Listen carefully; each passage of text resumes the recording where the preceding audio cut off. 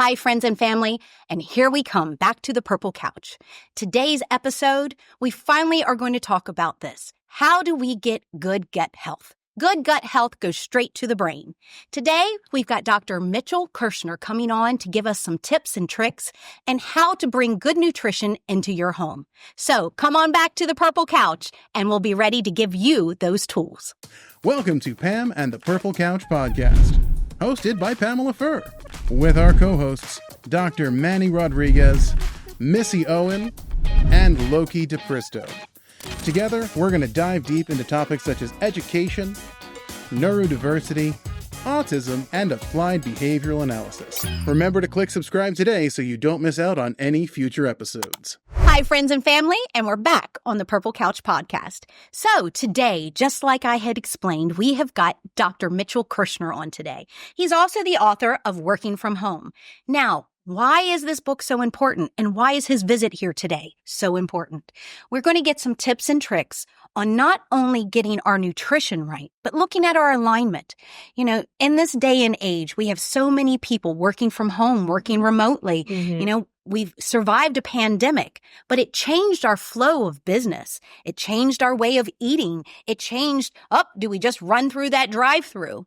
Well, guys, what happens? We start to hunch at the computer. We start to eat those cheeseburgers. And the next thing you know, we're on a cartoon that they just put out years ago where we're on these little crafts just searching through because we can't walk, we can't talk, we can't function without electronics or the use of our feet. So how do we stop our society from getting there?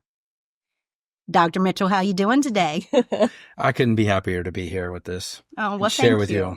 Thank you. I have been talking for about a decade now of what we put in our body goes straight to our brain. Oh, yes. So when we got to meet down in it was St. Lucie, I think, wasn't it? When St. Lucie, when we met down there, your mission in trying to get this to the masses of understanding the gut health just resonated with me. So thank you for coming on, and thank you for talking to all of our caregivers. We like to say parents, but we've got aunts and uncles and grandmas and grandpas now raising grandkids. Yeah. So can you give our audience a little background about yourself? Sure. And then what got you into the field of nutrition and more whole body, because you're not just talking about what we got going on in the gut either. No. Again, thank you for having me, because I am on a mission. I like to say I'm a physician with a mission. Yes. And that mission is to spread the education and information so everybody has access to it, because it only does so good if I'm walking around with it, or just you and I.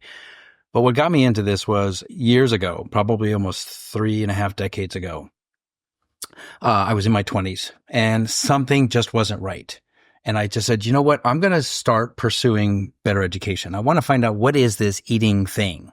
So I was in my early 20s, and I actually took the first of its kind accreditations program of nutrition at Miami-Dade South. Okay. And it turned out to be a vegetarian course, but I got credit for it. Okay. And from that course, I became a vegan. Now, for those who don't know, vegan literally means no animal products. We don't even eat honey. So I did that for 9 years. No honey, no eggs, no nothing. We always used to say nothing that has a face or never had a face. Although if you look at broccoli properly, you can see that it has a face. So it's a different. But I started there, and I was also a personal trainer at the time. Okay. And then I was thinking, how do I combine all of this? And I also had become a massage therapist. So I'm doing body work. I'm learning about the internal workings of food and our connection with it and the environment and our health. And I was at the gym 5-6 days a week. I said, how do I combine all this and make a career out of this? Gotcha. And that's where I started looking and seeking, and I found the little article about this big in one of the Delicious magazines, and it talked about naturopathic medicine. Oh, wonderful. So for those that don't know, naturopathic medicine is a holistic approach, scientifically based, where we have a doctorate degree. I went to medical school. Trust me when I tell you, I have butt sores to prove it. The studies, we were doing 32 hours a week of classroom time and then homework time. And it's a 5-year degree. You can do it in 4. But anyway, I completed that. And then I said, how do I get this out? How do I do that? So I graduated school, finished passing my boards. That's another story. And I decided it was time to educate people, because you can't just tell them what to do. You have to, don't say go eat kale, go improve your diet, go improve your lifestyle. You have to give people tools on how to do that. Yes. And that was my mission. So I chose to start a business, and I called it Healthy Chef Doctor. Oh, I like that. Okay. And to I me, really the like concept was you become the chef of your home, which also means you're the doctor of your home. Oh, Because as they say, love let the food be connection. your medicine and medicine be your food. And what does that mean? It means as naturopathic doctor, we have a saying, and I've termed it a little bit differently to simplify things. So defining naturopathic medicine is based on 6 principles, but to simplify it, I call it the bridge between the wisdom of knowledge, the wisdom of nature okay. and the knowledge of science. Okay. Yes. The Okay. wisdom of nature. In other words, how long have we known garlic is good for us? That's the wisdom of nature. Mhm. Chamomile tea, we know was good for us. All of these components, like taking clay, bentonite clay, and putting it as a topical and helping with rashes. Mhm. We know this is good for us, but we didn't know the whys. Well, that's where science comes in. And science can now explain all the intricacies of why garlic, what it does in our bodies, as far as anti-blood coagulation and as far as immune stimulation. And not just immune. I mean, there's a lot to our immune system. That's another whole show all by itself. Exactly. So by putting all this together, it led me to go, how do I help people make those kind of changes in their life? How do I give them the tools and skills? Like, how do you read a food label? Yes. I mean, Yeah. it could be tricky. There's a lot of politics there. So, I'm assuming you're someone who goes shopping on occasion, right? So A little bit. how often do you read food labels? And how do you know how to interpret them? Yeah. Do you know how to understand what's on those labels? I Which just is- remember the grocery store, you want to say on the outside, Yes. the inside, Right. Absolutely. the outside. Oh, yeah. Perfect. We do that in our house. Mhm. We had, again, Loki, gluten-free, casein-free. So it caused us. We had something just like most families. There is a precursor that can cause you to take awareness. We want to be ahead of the game. Having you here on the show is so that our parents don't have to be in the, oh, hell, what do I do? Right. Mhm. It's we're going to go ahead and look at this so we don't get into that situation.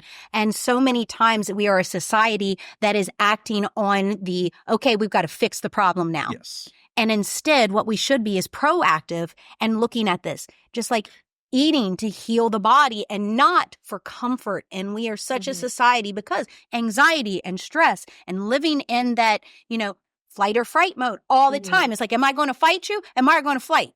Doesn't matter. We're still living in that motion of anxiety. Yeah. And so what do we end up doing?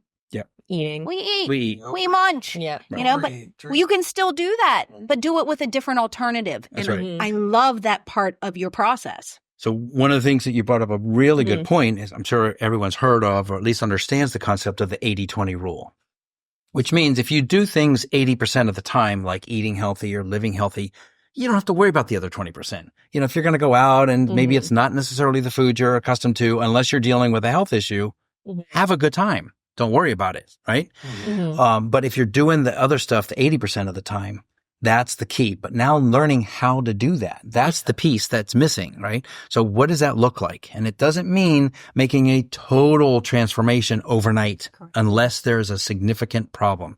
Have you ever had a health issue that you just wanted to turn around but not knew how? Oh, yeah, for sure. Could be sleep, could be energy, like anything like that, right? Mhm. So I always say there's 9 foods or food groups. I call them the big 9.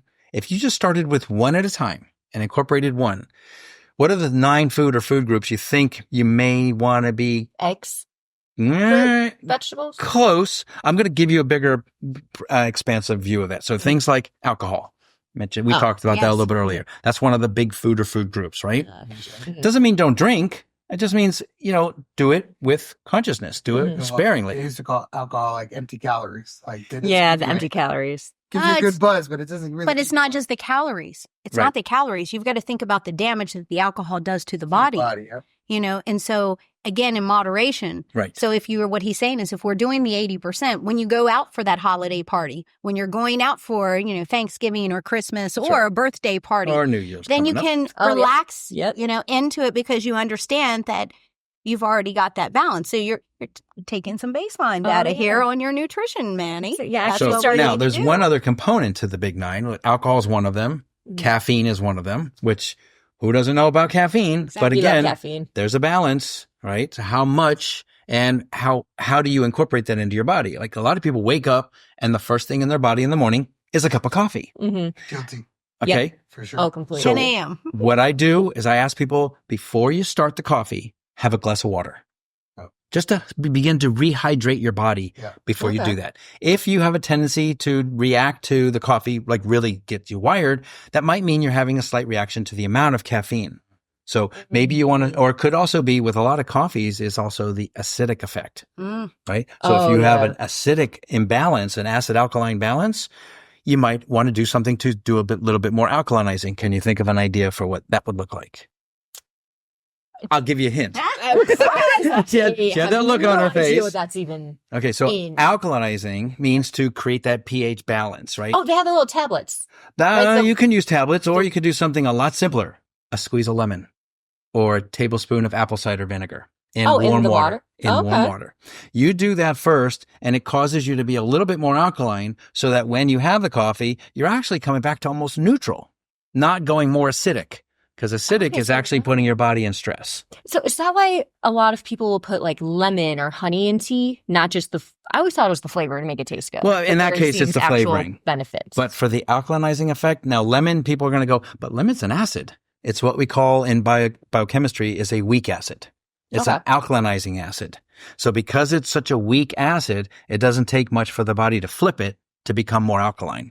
Because your body's always looking for that term, homeostasis. Yes. Okay. Homeostasis means balance. And we're always looking to achieve that, whether it's blood, whether it's pH, whether it's respiratory, whether it's heart rate, whatever it is, your blood pressure, we're always looking for that balance. And now everybody's balance is not the same. Correct. Yeah. So, and coming back to the big 9, eggs are kind of not really on the list, but they're on a subset. So we got the alcohol. Dairy is a big one, especially in our society. Absolutely. Now, here's the catch. When we were growing up, most of us, slight exception, when we were they growing had the got milk. I remember the got milk in my school. Yes, okay, all right. That was a thing, got milk. But remember now, 30, 40, 50 years ago, the milk was a different substance than it is today. Yeah. Today, it is laden with with antibiotics. It's laden with growth hormones, anything to get that cow to produce more. Yes. But what we're finding is that stuff is getting into the milk, which then means we're consuming the milk or the cheese or the ice cream, which means it's getting into us. Yes. Absolutely. Yeah. So I tell people, if you're going to start someplace, start with dairy. So when you say fully, sorry. Oh, no. Like fully remove the dairy, do a little bit. I'm going to tell you one of the things that I do, because I have a program, it's a seasonal cleanse, 14 days. 14 days, absolutely no dairy. Now, if you really want to get crazy, you'll go through the rest of the big 9, which I'll give you the list. You do the whole big 9 all at once. Before you do that, I was just curious because a lot of our caregivers, a lot of our audiences really focus as parents, right? Yes. Or caregivers focusing on the health of their kids. Right. So how would you, with kids, milk, dairy is like almost like the universal, like that is what. I know, milk starts your day, builds strong bones. Not in our house. Right. Loki's not had Curious milk the since balance he of- was 2. Okay. Right. He is non-dairy. Okay. So I can tell you, I had a big fight with our pediatricians, nurses. Same thing that you're saying. Same thing I'm sure all of our parents get. Well, how much milk does he drink every day? Right. You know, these are those healthy child visits. Yep. And I had to look at the nurse and say, he doesn't drink milk. That's right. Well, how does he get his calcium? I said, ma'am, there's way more ways we can get vitamin D than through milk. It was like lettuce, leafy greens, vitamin D outside. Right. And you're 100% right. You know, the generation is just like what we talk about with what we've done to our wheat production. Same thing with what we've done to our milk production. Right. It is all of the mass to produce more with the same animal or the same crop, extending more. It's funny, you think that we would do this because we have more people to feed, but we're throwing out the food that we're actually making in excess. But it's still altered our food. So then genetically, we have to look at how the human body is then coping with that genetically modified food, milk. So I'm going to show you a little example. Oh, This we is like the examples. best way I have learned how to share with people on what is GMO. Okay. We know the term genetically modified organism. You ask most people, what does that mean? And they say, Not I don't natural. know. Right. Or not natural. So genetically modified. And I'm not going to go into all the science of it because it's pretty heady stuff. But what it is, you see what this is, right? Key. It's a key. Looking at car key. And, They're not watching. well, it's a house House key, key. but that's okay. It's a house key and it does what? Unlocks. Fits a lock. Fits one. Exactly. Yeah. Right. And it's because of these teeth. Okay. Now, if you change any one of these teeth, what happens to the key in that lock? It won't work. It doesn't work. Okay. So with genetically modified foods, it's very similar to our gut. Our gut was designed to break down and absorb certain foods that look a certain way. You alter those and the body can't absorb it.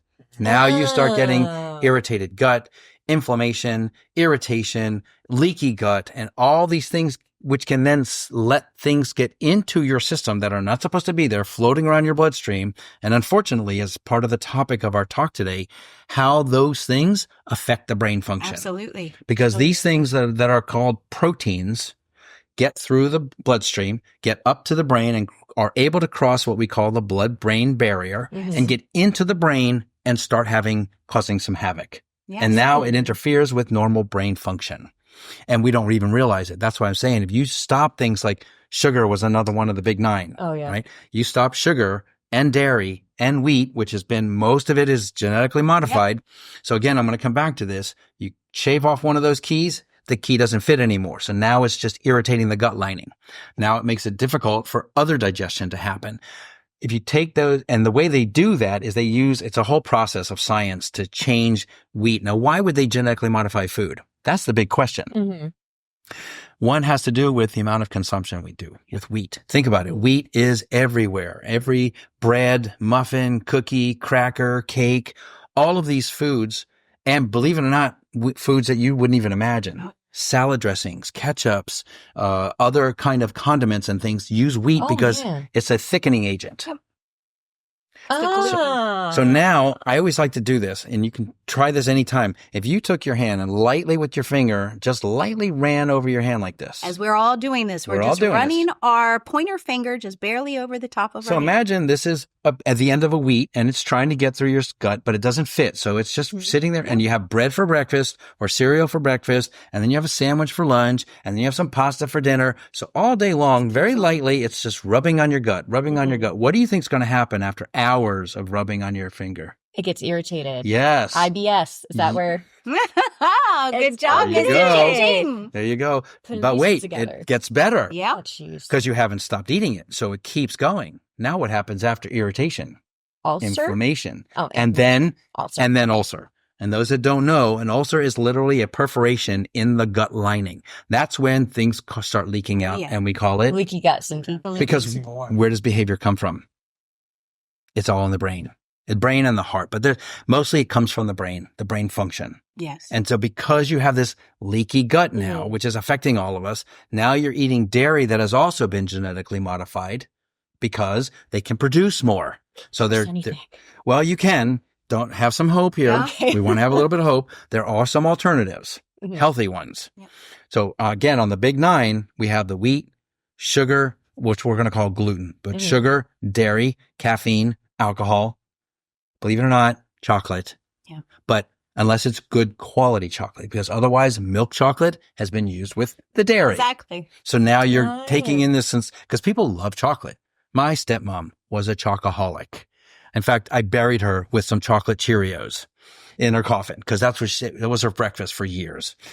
But it is one of those things. It's not the food that's the problem. It's what they have done to it. Yes. I don't know if any of you know this, but Kellogg's, for example, has 2 formulas for a lot of their cereals.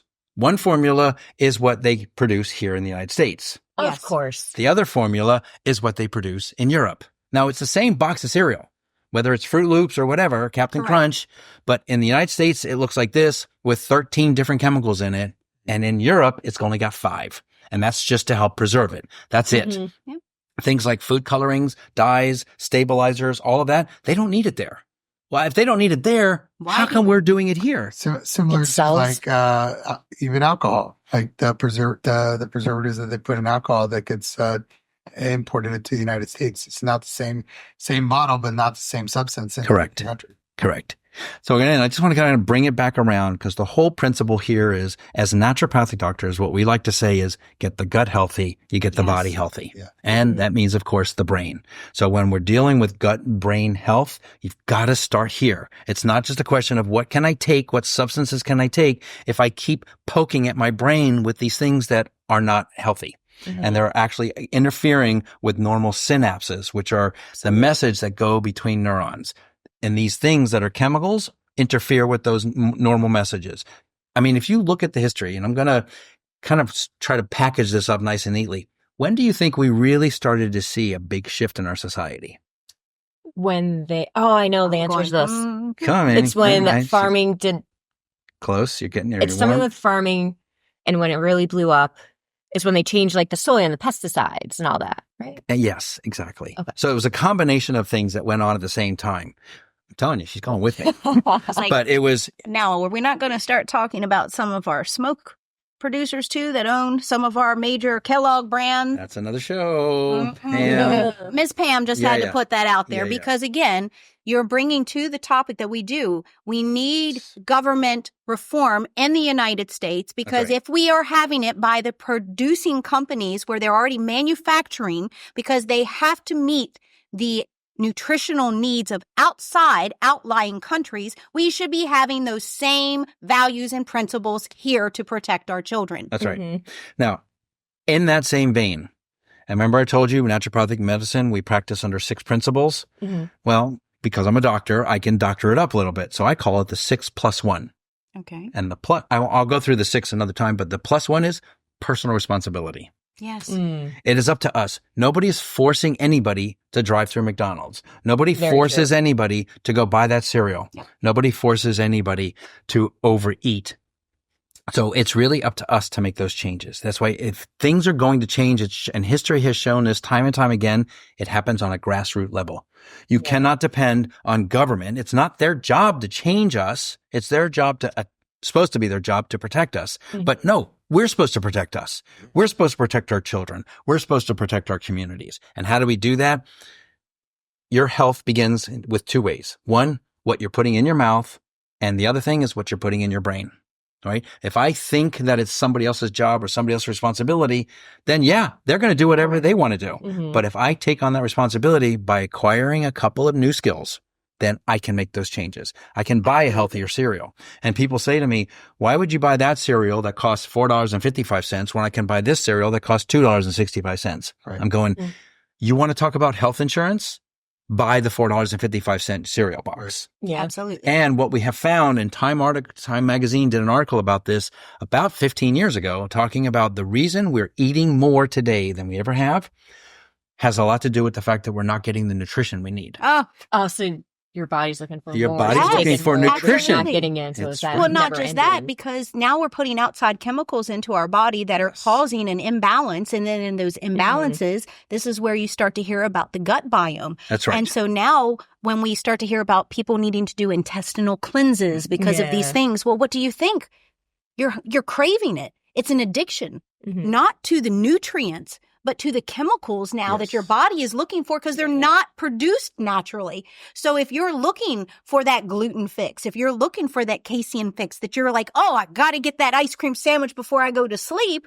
Right. Well, look what you've trained your body. It's not you and your nutrition. It's looking for the outside chemicals your body doesn't produce on its own. So I'm glad you brought up that point. Because again, I keep on coming back to the whole brain gut connection. So part of it is the gut brain. Well, you mentioned gut biome. What is a gut biome? For those that don't know, you have thousands of different populations of bacteria in your gut. Thousands. And of those thousands, you have thousands of those thousands. So you literally have millions of gut bugs. Yes. The question is, what's the balance of them? Well, when you're eating healthy, it's a good balance. For example, we do have E. coli as part of our gut flora in very, very small amounts. It's there for a reason. Yeah. Do we totally understand the reason? No, not yet, but we will, right? But it's supposed to be there in this amount. When we're not eating healthy, that E. coli, which is called an opportunistic bacteria, starts to go, hey, we have a chance here to throw a big party and start inviting all of our friends. So now there's this much E. coli, and that throws off our whole gut flora. Well, in order to rebalance that, we want to do some of these detoxes, because without that good flora, we're not digesting well, we're not metabolizing well, and then we start having leaky gut, which, where does it go? To the brain. So if you want to see changes in people's behavior, sleep patterns, energy levels, mood swings, all of that, have them eat a healthy diet. A real good friend of mine down in Miami-Dade, years and years ago, her daughter was going to school at a public school system, and she managed to convince the school to clean up their diet for 1 month. Just 1 month. At the end of the month, all the teachers were coming back going, I can't believe it. These are the same kids. Because they weren't giving them the junk for lunch. And, listen, there's a lot of politics involved, but it was proving to be beneficial for everybody in the whole school system by giving them healthier food choices. Yeah. So when we talk about how to start by affecting the brain, you start by affecting the gut. And how do you do that? Clean up the diet. And it's not just diet. I'm going to close my end of this with, it has to be the diet and the lifestyle. You can't eat a healthy diet and go home and be exposed to chemicals and air fresheners and all these other compounds in the house that you're breathing in and eat a salad. Yes. Like that, what there's no balance there. Correct. Right? Yeah. So it's a total combination. I always say diet and lifestyle. Yes. It's all the balance. Balance, and even listening to you and taking the responsibility, the individualized responsibility. That's right. And it starts with education. Because if we give you the knowledge, then it is your personal choice in what road that you're going to walk.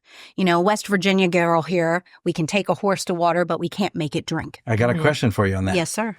Did you ask if the horse was thirsty? Oh. That's a really good one. So it's the same I question. really like that. Do these parents, of course they love their children, but do they really want to see them helped? Well, you got to ask the right question. If you're thirsty enough, you'll try drinking the water. The water may be that I'm going to stay off dairy and sugar for 2 weeks. If I just did that alone, we can see some significant change. Oh, well, we're going to have you back, because right now, the first thing that I'm going to do is I'm going to go, yes, but it again comes down to, we also have a society that wants everything handed to them. Yes, it can be. And yes, guys, it's Pam, so I'm going to rip the Band-Aid off and I'm going to say it. You want a quick fix. Yep. And sometimes with our children, there's not a quick fix, and you're going to get temper tantrums, and you're going to get, but Mom, I want the chocolate milk, but Mom, I want the Oreo cookies, but Mom and Dad. It is your job to be the adult. It is your job to make the right decisions for your children until they can make those decisions, educated decisions on their own. So, today, what all have we encompassed today? We've encompassed talking about that the first place that we go as human beings when we're looking at a full balance within the body is what we're putting into the body. So if we can balance, just like we were talking about with the gut biome, when we're talking about our nutrition, if we balance the nutrition coming into the body along with the environment. So just like the doctor was saying, if we're going to go in and then spray all these chemicals on us, well, then you might as well have the cheeseburger, okay? Yeah. So we have to look at this not just within our nutritional body balance, but in our lifestyle body balance. So real quick before we head out, can you tell our audience, how can they get in touch with you?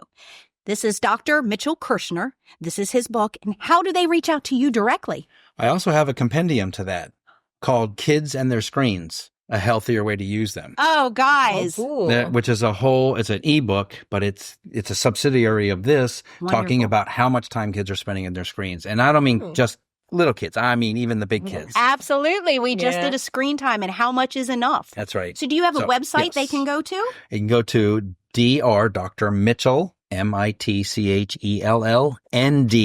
naturopathicdoctor.com. drmitchellnd.com. Okay. Wonderful. All right, guys. So we'll have that email in the bottom so that you can click, so that you can reach out to Dr. Kirschner. I would say, number one, from all of our families, thank you for coming in here. Thank you for shedding your knowledge with our families and our friends. And parents, please remember, we all have to take a role. We are all a community working together. So from our couch to yours, we'll see you next time.